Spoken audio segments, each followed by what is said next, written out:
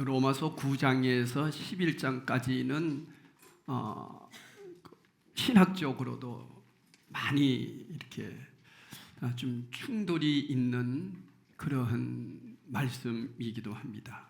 그래서 하나님이 절대적인 주권이냐 아니면 자유의지냐 뭐 이래가지고 어떤 신학적으로 충돌이 되기도 합니다만은 성경이 뭐라고 말씀했는지를 우리는 분명히 알고 그 성경에서 말씀하신 대로 우리는 믿고 따라야 되는 사람들입니다. 그렇기 때문에 사도 바울도 이 부분에 대해서 굉장히 많은 고민을 했어요.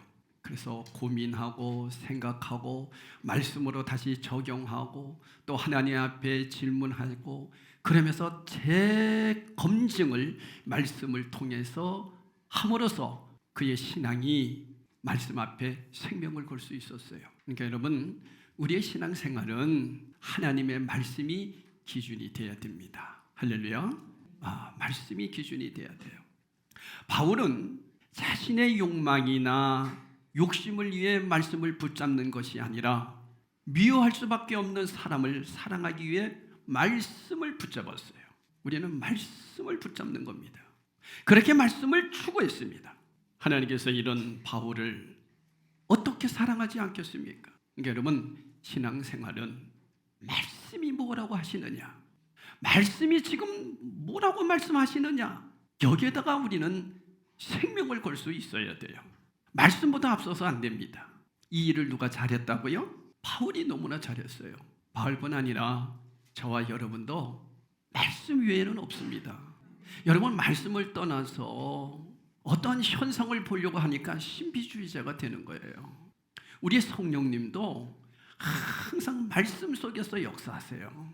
그래서 말씀과 성령님은 함께 가시는 분이에요. 그런데 이상하게 말씀 제쳐놓고 체험을 앞세우다가 신비주의에 빠지기도 하고, 어떤 사람들은 또 성령님의 능력을 무시해버리고 말씀만을 의지하니까 인본주의에 빠지게 되고, 아주 복잡한 일들이 많습니다. 이런 사실을 기억하면서 우리 성도들은 하나님의 말씀과 성경이 함께 두 축을 이룬다, 이 사실을 꼭 기억했으면 좋겠습니다. 요한복음 6장 40절에 보면 내 아버지의 뜻은 아들을 보고 믿는 자마다 영생을 얻는 이것이니 마지막 날에 내가 이를 다시 살리리라 하시니라 그랬어요. 여러분, 하나님의 뜻 자체가 사람을 다시 살리는 것이에요. 그러니까 여러분, 교회는 뭐 하는 거예요? 살리는 거예요. 바울은 이 목적을 위해 말씀을 따르고 추구하고 붙잡았어요. 그래서 그의 평생의 삶이 뭐였냐? 사람 살리는 일을 했다라고 하는 거죠. 14절에 그러잖아요. 그런즉 우리가 무슨 말을 하리요? 하나님께서 뭐가 있느냐? 불의가 있느냐? 그럴 수 없느니라. 질문을 던져보는 거예요. 우리 하나님의 불의가 있을까? 지난주에도 말씀드렸죠. 여러분도 아시다시피 이스마엘과 이삭을 통해서 똑같은 아들들인데 왜 하나님은 이스마엘을 버리고 이삭을 선택했을까? 그거는 뭐 어머니가 달라서 그렇다고 얘기하지만은 또 하나, 여러분도 잘 아는 대로 야곱과 에서입니다. 쌍둥이에요. 근데 하나님은 야곱을 선택하시고 에서를 버리셨어요. 이것은 무슨 얘기냐? 야곱은 구원받았고 에서는 구원받지 못했다, 그런 얘기예요. 야곱은 천국 가고 에서는 지옥 갔다, 그런 얘기예요. 이럴 수 있느냐? 이것에 대해서 굉장히 바울은 고민을 했던 거죠. 그래서 아까도 말씀드렸죠. 신학이 충돌할 때도 있어요. 이런 부분에서. 사랑하는 여러분, 바울은 다시 한번 스스로 반문하고 있습니다. 자신이 미워할 수밖에 없는 이스라엘을 자신이 너무 미워했어요. 사실은 뭐 여러분도 아시다시피 처음에는 바울도 이스라엘이라고 하는 유대인의 가말리엘의 문화생이었단 말이에요. 그도 율법학자였고 바리새인 중에 바리새인이었어요. 그랬던 그가 예수님을 만나고 나서 이스라엘이라고 하는 이 백성들이, 유대인들이 사도 바울을 죽이려고 얼마나 했습니까? 그러니까 바울도 이스라엘이 싫어진 거야.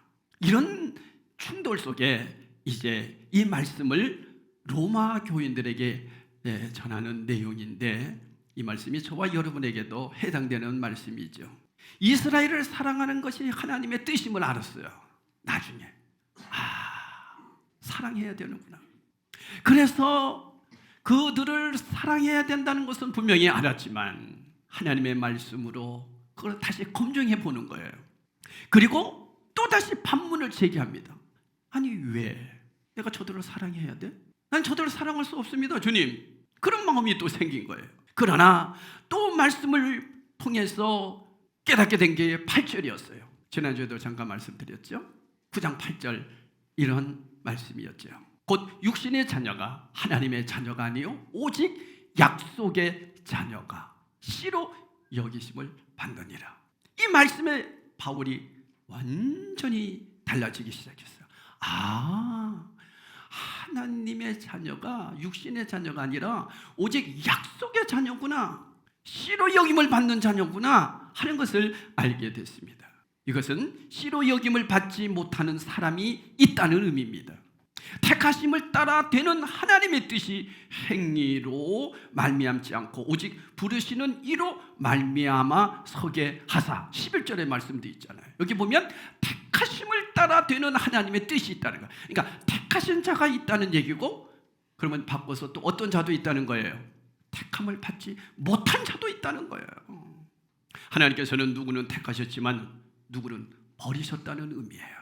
실제로 그랬습니다. 아까도 말씀드렸죠. 이삭은 택하고 야곱은 부르셨지만 이스마엘은 제외됐고 에서도 부르심에 빠졌어요. 참 이상하죠.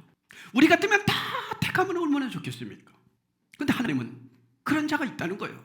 인간적인 면모를 보면 여러분 이스마엘이 더 통이 크고, 그죠? 성경에 보면요 에서가 훨씬 사나이다웠습니다. 야곱은 뭐 맨날 엄마 치마 포개해서 살았던 사람 아닙니까? 어찌되었든 하나님께서는 누구는 버리고 누구를 선택한다면 과연 그런 하나님이 공평하고 의로운 하나님인지 바울은 의문을 제기하고 결코 그럴 수 없다고 단정으로 자답했던 거예요. 그럴 수 없다. 우리 하나님이 공의의 하나님이라면 누구든지 구원해야지. 왜 누구는 선택하고 누구는 버리신단 말이에요. 그런데 그 자답 내림이 자기의 상식이나 지식으로가 아니라 하나님의 말씀으로 재검증을 거친 겁니다. 그것이 바로 15절 말씀이에요. 우리 15절 한번 읽어보겠습니다. 시작. 모세에게 이르시되 내가 긍휼히 여길 자를 긍휼히 여기고 불쌍히 여길 자를 불쌍히 여기리라 하셨으니, 이 말씀은 출애굽기 33장 19절의 말씀을 토대로 기록된 말씀입니다. 여기에는 두 가지 의미가 있습니다. 우리 한번 읽어볼까요? 출애굽기 33장 19절 시작. 여호와께서 이르시되 내가 내 모든 선한 것을 내 앞으로 지나가게 하고 여호와의 이름을 내 앞에 선포하리라. 나는 은혜 베풀 자에게 은혜를 베풀고 긍휼히 여길 자에게 긍휼히 베푸느니라. 바울이 이 말씀을 통해서 딱 보니까 하나님이 이렇게 하셨네 하는 걸 깨닫게 된 거예요. 처음에는 자기도 이해 못했어요. 아니 하나님은 어떤 사람을 선택하고 어떤 사람을 버리시냐, 왜 그럴까? 왜 하나님이 그러신 분인가? 그래서 반문하고 자답하고 막 그렇게 하다가 또 성경을 보니까 성경에서 이 말씀이 확 들어온 거예요. 그렇구나. 우리 하나님께서 이렇게 선택하시는구나 하는 것을 깨닫게 됐다, 그런 겁니다. 사랑하는 여러분, 우리 그리스도인들도 늘 하나님의 말씀으로 검증돼야 될 줄로 믿습니다. 하나님의 말씀으로 비춰봐야 되는 거예요.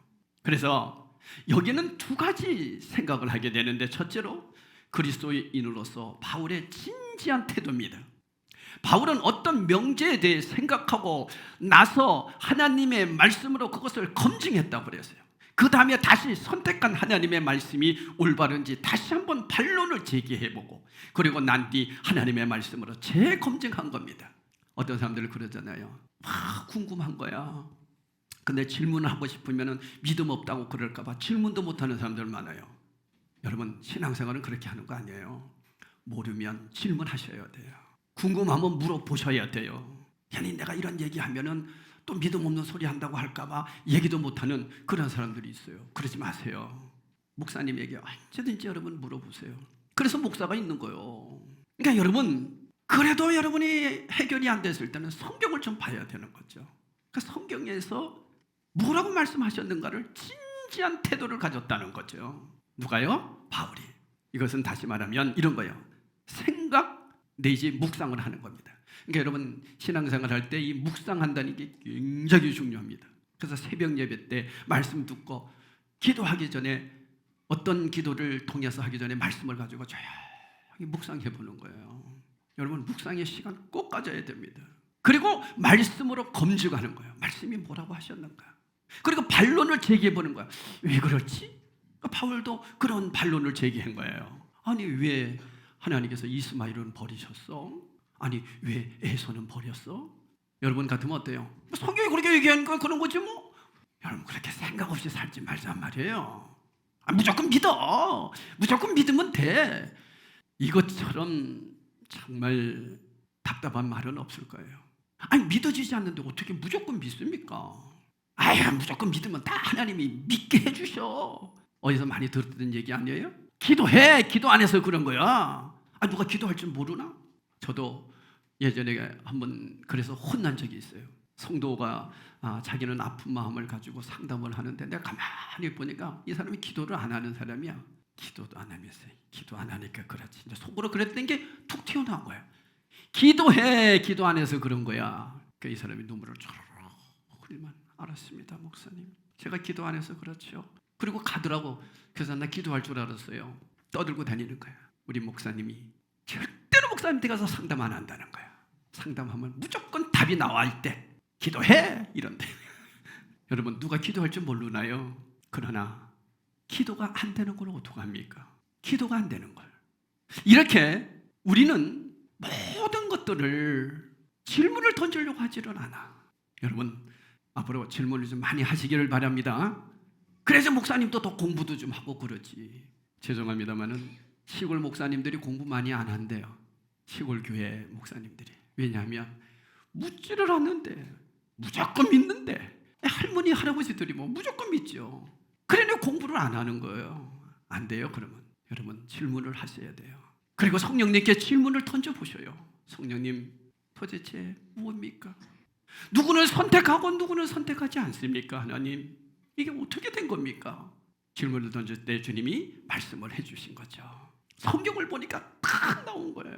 여러분, 우리는 무엇을 할 때 하나님의 말씀으로 옳고 그름을 검증해야 됩니다. 내 생각으로 검증하는 거 아닙니다. 말씀으로 검증하는 거예요. 따라합시다. 말씀으로 검증한다. 말씀으로 하는 거예요. 신앙생활을 어지간히 해온 사람이라면 이 과정이 어느 정도 습관적으로 몸에 배어 있긴 합니다. 말씀이 그랬어. 이 정도까지는 합니다. 그런데 다음 단계인 스스로 반문하고 왜 그럴까? 아니, 왜 동정녀 마리아에게서 났지? 왜 그럴까? 이런 고민도 좀 해봐야 되잖아요. 그죠? 우리는 무조건 났어. 동정에게 났어. 안 믿어지는데도 특히 우리 청년들이 더 그러잖아요. 요즘 젊은 MZ세대들은 더 그렇습니다. 무조건 믿으라니요. 아니에요. 정확한 성경의 말씀으로 재검증 과정까지 잘 이루어지도록 해줘야 되는 겁니다. 그래서 여러분, 말씀 공부 없이는요, 말씀으로 나누지 않고서는요, 우리의 믿음이 자라날 수가 없어요. 그래서 꼭 말씀 공부하셔야 되고, 여러분들이 말씀 듣는 시간을 굉장히 중요하게 여기셔야 돼요. 그래서 예배 시간에 참여하라는 겁니다. 우리 수요 예배, 금요 기도회 계속해서 요한복음 강의하는데 너무너무 안타까워. 이렇게 주옥 같은 말씀을 우리 저 성도들이 들었으면 얼마나 좋을까. 너무 안타까워요, 솔직한 얘기로. 그래서 제가 신경을 안 쓰려고 그냥 그럴 수도 있지 이러고 좋게 넘어가지만은요, 가슴은 타요, 타. 그러니까 여러분들은 저를 좀 도와주셔야 돼요. 우리 목사님 저렇게 말씀으로 바르게 전하려고 한다면 지금 여러분은 듣는 사람이 좀 많아야 되잖아. 그렇지 않겠어요? 어떤 때는 얼마나 맥 빠지는데요. 말씀을 준비해가지고 말씀을 전하고 싶은데 그래도 나온 사람들은 너무 감사하죠. 그들에게 말씀을 제가 전할 수 있다는 것이. 그러나 사실은 맥이 빠지기도 해요. 영적인 그리스도인이 되어 우리 삶의 열매가 하나님께 영광 돌리는 것이 되도록 하려면 여러분, 우리는 주님을 올곧이 따라가야 합니다. 그래서 건강하고 건전한 그리스도인이 되기 위해서는 우리의 지성과 이성을 활용할 줄 알아야 돼요. 내가 선택한 말씀에 대해 다시 반문하고 말씀을 재검증하는 것은 지성과 이성의 몫이기 때문에 그렇습니다. 그래서 저는 그런 생각을 해요. 하나님께서 베드로를 통해서 서신서를 쓰게 하지 않고 바울을 통해서 서신서를 쓰게 하신 이유가 이성과 지성을 잘 사용할 줄 아는 사람이었기 때문이 아닌가, 저는 그런 생각도 해보았어요. 그렇잖아요, 그죠? 그저 맹목적으로 믿는다고 건강하고 건전한 그리스도인이 되는 게 아니에요. 여러분, 무조건 믿는다는 그런 얘기하지 마시고 말씀을 통해서 꼭 반문하고 그 말씀을 통해서 점검하고 또 재점검하고, 그렇게 해서 이것이 확실하다고 생각이 된다면 그때는 생명을 걸지요. 누가? 바울이 그렇게 했어요. 하나님 나라에 대해서도 여러분 맹목적으로 믿지 마세요. 말씀에 뭐라고 하셨는가? 말씀이 하나님 나라를 어떻게 우리가 영생을 얻을 수 있는가? 이런 부분을 철저하게 말씀에서 조명한다는 것입니다. 두 번째가요, 하나님의 절대 주권입니다. 오늘 말씀이 이제 핵심이에요.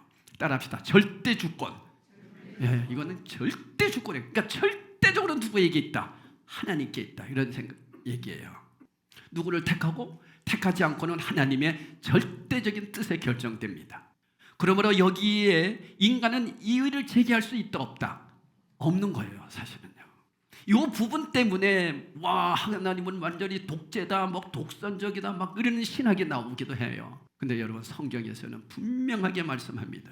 하나님의 절대 주권입니다. 여러분이 오늘 예배당에 와서 앉아있기까지 여러분도 절대 주권을 행사했을걸요? 예를 든다면 저 넥타이를 오늘 산박하게 메고 왔잖아요. 근데 맨 처음에 이거 안 매려고 했어요. 빨간 걸 한번 매볼까? 그래서 아니야, 맨날 단에서 빨간 것만 맨다고 성도들이 뭐라 그럴 거야. 그래서 제가 그걸 버리고 파란 거를 한번 매볼까? 근데 또 너무 파래. 그래서 이걸 선택했어요. 누구 주권이에요? 하나님 주권이에요? 내 주권이에요? 제 주권이에요. 그렇다고 넥타이, 빨간 넥타이가 왜 나는 내 걸 안 매냐고 그러나요? 아니에요. 내가 매고 싶은 거 매는 거예요. 바로 하나님이 선택할 사람을 하나님이 선택하겠다는 거예요. 이 사실이에요. 이건 우리는 이의를 제기할 수가 없다는 거예요. 그러니까 여러분이 이 자리에 앉아 계시는 여러분들이 하나님의 절대적인 주권에서 여러분을 선택하셨다는 거예요. 이때는 아멘 하셔야 돼요. 네? 여러분을 선택했다니까. 다른 사람을 선택한 것이 아니라 여러분을 선택했고 저를 선택했고. 그래서 제가 늘 말하잖아요. 어떻게 강원도 속주시 조양도 논산이라고 하는 그곳에서 하나님은 나를 선택해서 목사로 만드셨을까? 이건 절대적인 하나님의 주권이에요. 난 이 생각만 하면요, 자다가도 벌떡 일어나서 주님 감사합니다. 제가 뭔데 저를 이렇게 선택해 주셨어요. 얼마나 감사한지 몰라요. 여러분, 이 감사가 여러분에게도 있어지기를 축복합니다. 이게 신앙생활이에요. 우리 믿음의 사람들은 이렇게 하나님이 우리를 긍휼을 베풀 자를 긍휼을 베풀고 은혜를 베풀 자를 은혜를 베푸시는 분이단 말이에요. 그래서 여러분을 선택했고 저를 선택했고, 이걸 누가 깨달았느냐? 바울이 깨달은 거야. 나 같은 사람을 하나님이 선택했네? 그래서 깜짝 놀란 거예요. 여러분도 아시다시피 다메섹으로 이제 예수 믿는 사람들을 잡아 죽이려고 간 거 아니에요. 많은 사람들을 데리고, 무리를 데리고 간 거예요. 그런데 하나님이 일방적으로 나타나셔서 사울아, 사울아. 이 사울이 깜짝 놀란 거죠. 누구십니까? 나는 내가 핍박하는 예수니라. 거기서 완전히 고꾸라진 거예요. 근데 여러분, 다른 사람들도 고꾸라져야 되잖아. 왜 자기만 고꾸라지고 자기만 하나님께서 선택했냔 말이에요. 이게 그에게는요, 굉장한 아이러니인 거예요. 아니, 왜 나만? 내가 뭘 잘했다고? 여러분, 바울을 하나님이 그렇게 선택했다는 얘기는 뭐예요? 바울이 대단해서? 아니에요. 하나님의 뭐라? 절대 주권이에요. 여기서 이제 신학이 여러 가지가 나옵니다. 바울이 열심히 공부를 했기 때문에, 열심히 율법 공부를 했기 때문에 하나님이 글을 들어 쓰시는 게 훨씬 나아서 쓰셨다. 그렇게 얘기하는 신학도 있어요. 근데 그런 게 아니라 하나님의 절대 주권이었어요. 이걸 누가 깨달았어요? 바울이 깨달았어요. 여러분의 절대 주권으로 여러분을 선택하셨어요. 믿으십니까? 이걸 깨달아야 되는 거예요. 그래서 오늘 여러분 이 신앙을 가져야 돼요. 하나님이 나를 선택했다. 근데 여기서 이제 하나 문제가 되는 게 있어요. 나를 선택했다고 해서 우쭐대지 말라는 거죠. 네? 우쭐대지 말라. 바울도 그걸 깨닫고서 더 겸손한 자가 된 거예요. 나 같은 자가 뭔데 하나님이 나를 선택하냐 이거예요. 그래서 16절에 이렇게 말씀하고 있습니다. 우리 한번 말씀을 읽어볼게요. 시작. 그런즉 원하는 자로 말미암음도 아니요 다른 박질하는 자로 말미암음도 아니요 오직 긍휼히 여기시는 하나님으로 말미암음이니라. 이게 하나님의 절대 주권이에요. 이런 까닭에 사람이 자신의 의지나 노력으로 하나님께 선택받는 것이 아니라 오직 하나님께서 베푸시는 자비와 하나님의 일방적인 주권으로 선택받는 것이라는 거죠. 그러면서 바울이 두 사람의 예를 드는 거예요. 자, 오늘 이제 모세와 바로가 나옵니다. 여러분이 생각할 때 한번 보세요. 모세와 바로 누가 더 훌륭한 사람인가? 우리 한번 따져보자고요. 인간적으로 봅시다. 바로는요, 바로라고 하는 뜻은 애굽의 최고 통치자를 바로 이렇게 얘기합니다. 바로. 그러니까 무슨 바로 이렇게 얘기하는 거거든요. 그러니까 여기서 나오는 이 바로 그러면은 어떻게 보면 그때 당시에 세계를 지배하는 사람이에요. 우리 그 역사를 이렇게 더듬으면 이 애굽이라고 하는 나라가요, 이집트가 대단한 나라였다는 걸 아세요? 우리나라가 구석기 시대, 예? 그 시대에 그 나라는 이미 이 미라를 만드는 그러한 도구를 사용했던 나라예요. 대단한 나라입니다. 여러분 피라미드 아시죠? 피라미드를 그때 당시 만들었다니까. 우리 구석기 시대에 뭐 우리는 뭐 단군이 뭐 환웅이 뭐 곰이 되고 막 이랬던 시대예요. 그 시대에 이미 애굽이라고 하는 이 나라는 대단한 나라였어요. 그런 나라의 바로. 그리고 여러분 아시다시피 모세는 유대인 이스라엘 사람 아닙니까? 다시 말하면 히브리 민족 아닙니까? 그런데 그가 어린 아기로 바로의 공주의 아들이 돼가지고 왕자로 살게 된 거예요. 몇 년 동안? 40년 동안. 되게 이제 우리나라 같은 경우도 그렇습니다. 일본 신사 참배하고 뭐 일본 치하에 있을 때 친일들이 많이 있지 않습니까? 그리고 나서 이제 해방이 돼가지고 요즘 정치하는 사람들이 저 사람 친일이다, 뭐 저 사람 어쩌다, 그래서 저 사람은 끌어내려야 된다. 요번에도 뭐 선거 때 막 나오잖아요, 그런 얘기가. 그죠? 그렇게 본다면 모세는요 아주 매국 논 거예요. 그렇지 않습니까?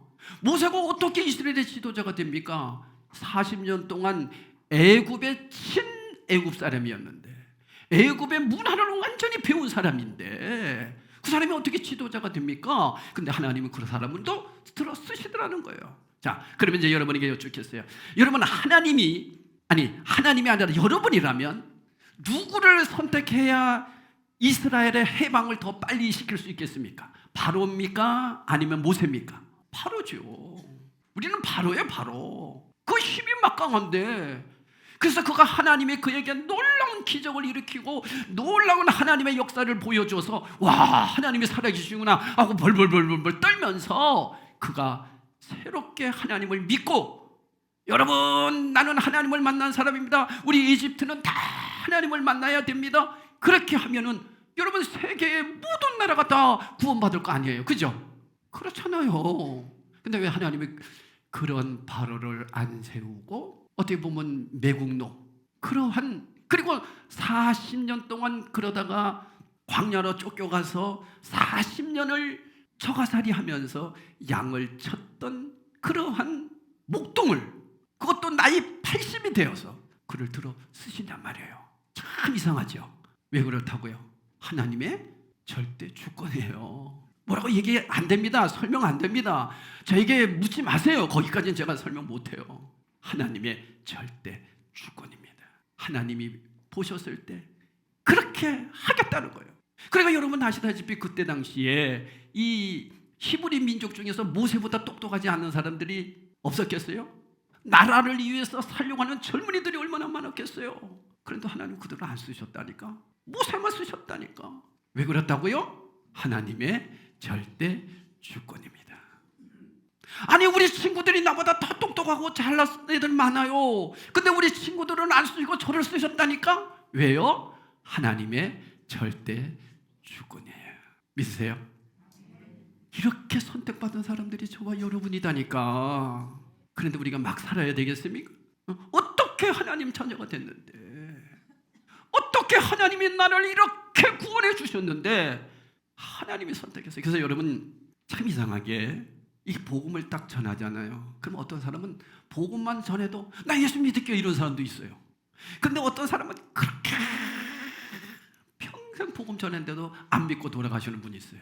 야, 그러면 우리는 답답해져. 가슴이 미어지죠. 그것을 통해서 보면서 하나님이 선택한 자가 있구나 하는 것을 그때 느끼게 됩니다. 여러분, 이렇게 저와 여러분은 선택받은 하나님의 자녀로 주님이 세워주셨다라고 하는 것이 놀라운 은혜인 것입니다. 성경이 바로에게 이르시되 내가 이 일을 위하여 너를 세웠으니 곧 너로 말미암아 내 능력을 보이고 내 이름이 온 땅에 전파되게 하려 함이라 하셨으니 그런즉 하나님께서 하고자 하시는 자를 긍휼히 여기시고 하고자 하시는 자를 완악하게 하시느니라 라고 17절 18절에 또 말씀하고 계시거든요. 그러니까 여러분 하나님께서는요 바로의 마음을 어떻게 하셨다? 완악하게 했다는 거예요. 그렇게 기적을 보여줬는데 그걸 믿지 않도록 하는 것도 하나님이 하신 거예요. 우리 같으면 믿잖아요, 그죠? 야, 우리 같은 건 금방 믿잖아요. 그러니까 여기 나왔죠. 근데 어떤 사람들은 그렇게 했는데도 안 믿어. 이해하시겠죠? 둘째로 애굽의 바로 왕은 하나님께로부터 버림받은 예가 바로 그런 의미라는 거예요. 그렇게 재앙을 내렸는데도 안 믿는다 그런 얘기입니다. 자, 그렇다면 여러분 가만히 한번 생각해 봅시다. 이스라엘 백성을 해방시키는 큰 일을 이루는데 이스라엘이라고 하는 나라를 들어 쓰시는 게 더 나을까요? 애굽이라고 하는 나라를 들어 쓰시는 것이 훨씬 더 복음 전하는데 빠를까요? 그죠? 애굽이에요. 근데 하나님은 누굴 들어 쓰셨다? 이스라엘을. 그래서 신명기 7장 7절에 그 답을 이렇게 얘기하고 계세요. 참 도대체 이해가 안 갑니다. 우리 이 말씀에도 좀 자문자답도 해보고 왜 이럴까? 이런 얘기도 좀 해봐야 돼요. 다 같이 한번 읽어봅시다. 시작. 여호와께서 너희를 기뻐하시고 너희를 택하심은 너희가 다른 민족보다 수요가 많기 때문이 아니라 너희는 오히려 모든 민족 중에 가장 적으니라. 아니 우리 주님은 가장 적은 민족을 들어 쓰시더라는 거예요. 그러면 우리 이거 가지고 또 이제 여러 가지 얘기를 하죠. 왜 가장 적은 자를 들어 썼느냐? 가장 적으니까 하나님만 의지하지 않을 거냐. 그래서 들어 쓰셨다. 그렇게 얘기할 수도 있어요. 그러나 이것도 뭐예요? 하나님의 절대 주권이었어요. 자, 여러분 바울이 강조하는 바는 자신은 하나님을 대적하고 예수 믿는 사람을 죽이던 그 추한 죄인이었는데 하나님의 절대 주권으로 구원받았다는 거죠. 자신과 같은 사람도 절대 주권으로 구원받았다면 자기를 미워하는 사람들도 역시 주권으로 구원받을 수 있다 없다? 있을 수 있다는 거예요. 근데 우리는 되게 그런 얘기 하잖아요. 우리 같은 사람은 구원받았어도 저 살인자는 절대 우리 교회 나오면 안 돼. 나오면 우리 다 떠나갈 거야. 우리 그런 얘기 많이 하죠. 기가 막힌 사실이에요. 하나님의 절대 주권을 믿는다면 우리 그렇게 얘기할 수 없어요. 아니 우리 저 김정은이 얘기해 봅시다. 저 김정은이 저놈 아주 나쁜 놈이에요. 우리가 생각할 때 그죠? 아주 나쁜 놈이에요. 저 푸틴 아주 나쁜 사람이야. 우리는 그렇게 생각할 수 있어요. 그러나 하나님은 절대 주권으로 그를 구원하실 수도 있다는 거예요. 왜? 나 같은 사람도 구원했는데 누구를 구원 안 하겠어요? 그래서 로마서 10장 13절에서 15절 말씀을 우리는 항상 염두에 둬야 되는데 여러분 다른 말씀은 몰라도 로마서 10장 13절에서 15절 말씀은 꼭 기억하셔야 됩니다. 자, 우리 13절부터 15절 읽어봅시다. 크게 시작. 누구든지 주의 이름을 부르는 자는 구원을 받으리라. 그런즉 그들이 믿지 않은 이를 어찌 부르리요? 듣지도 못한 이를 어찌 믿으리요? 전파하는 자가 없이 어찌 들으리요? 보내심을 받지 아니하였으면 어찌 전파하리요? 기록된 바 아름답도다. 좋은 소식을 전하는 자들의 발이여 함과 같으니라. 그러니까 누구든지 주의 이름을 부르는 자는 뭐다? 구원을 얻으리라. 이 로마서 10장 13절 말씀. 나를 선택하신 하나님께서 내가 미워하는 사람도 하나님의 절대적인 주권으로 결정하시면 반드시 그도 구원해 주실 거라는 거예요. 그러니까 우리는 할 일이 뭐다? 전하라는 거예요. 전하면 하나님의 절대 주권 속에서 구원을 받는 자가 있다는 거예요. 그러니까 우리는 먼저 믿는 하나님의 자녀의 감격 속에서 전하는 자가 되라는 거예요. 그래서 여러분, 이 로마서 9장에서 11장에는 반드시 이 10장 13절에서 15절 말씀을 가지고 말씀을 보지 않으면 오해하기 쉬운 말씀이에요. 저와 여러분도 누군가 우리에게 복음을 전했기 때문에 믿었죠? 그냥 하나님이 바울처럼 너 안 믿으면 안 된다고 눈 멀게 하고 뭐 이렇게 해서 믿게 하는 특별한 사람들은 몇 명 없을 거예요. 그런 분 혹시 있으면 한번 손 들어주세요. 있죠? 죽어서 자기가 죽어가지고 천국도 막 보고 오니까 그런 특별한 사람도 있어. 물론 예외예요. 저런 분들은 좀 특별한 분이에요. 그러니까 특별하게 살아야 돼. 저런 사람들은요. 평범하게 똑같이 살면 안 됩니다. 근데 저 같은 경우도 우리 군수 할머니가 논산에다가 교회만 앉았으면 어떻게 할까? 누군가가 주 예수를 믿으라고 구원을 받으라고 전도를 했기 때문에 구원받게 된 거예요. 그렇다면 우리도 먼저 구원받은 이 감격 속에서 어떻게 해야 돼요? 전하는 자가 돼야 되는 거예요. 이걸 강조하는 거예요. 아이고 누구 선택하고 누구도 안 했는데 가만히 놔두면 다 믿어. 아니다는 거예요. 전하는 자를 통해서 믿게 된다는 거예요. 그렇기 때문에 우리는 전하는 자가 돼야 된다는 거예요. 로마서 10장 15절 말씀은 하나님께서 저 사람에게도 절대 주권을 행사해서 주실 것을 믿고 그에게 하나님의 말씀을 전하는 사람을 하나님께서 기뻐 보신다는 거죠. 결론입니다. 사랑하는 성도 여러분, 이렇게 하나님의 절대 주권으로 구원을 받았다면 이제는 두 번째, 그 구원받은 감격으로 뭘 해야 돼요? 전하는 자가 돼야 돼요. 누구든지 따지지 말란 말이에요. 이 사람은 되고 이 사람은 안 된다고 얘기하면 안 된다는 거예요. 저 악한 사람, 저 김일성은 죽었으니까 안 되고 김정은이는 안 되고 누구는 되고 이렇게 하지 말라는 거예요. 하나님이 누구를 선택할지 모른다는 거예요. 절대 주권이다는 거예요. 그러니까 우리는 어떤 사람이 돼야 된다? 전하는 자가. 왜? 나를 보라는 거예요. 그래서 내가 주어가 돼야 돼요. 바울이 주어가 됐잖아요. 내가. 왜?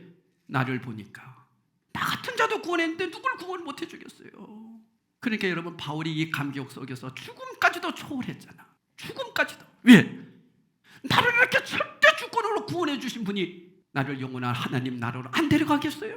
부활 안 시켜주시겠어요? 그 영광의 나라를 소망하면서 너무 기쁘게 이 세상에서 죽음까지도 이겨내는 삶을 살아낸 거예요. 절대 주권입니다. 이것만 갖고 있으면요, 어떻게 우리가 대충 삽니까? 절대 주권으로 구원받은 하나님의 자녀인데 대충 예수 믿어요?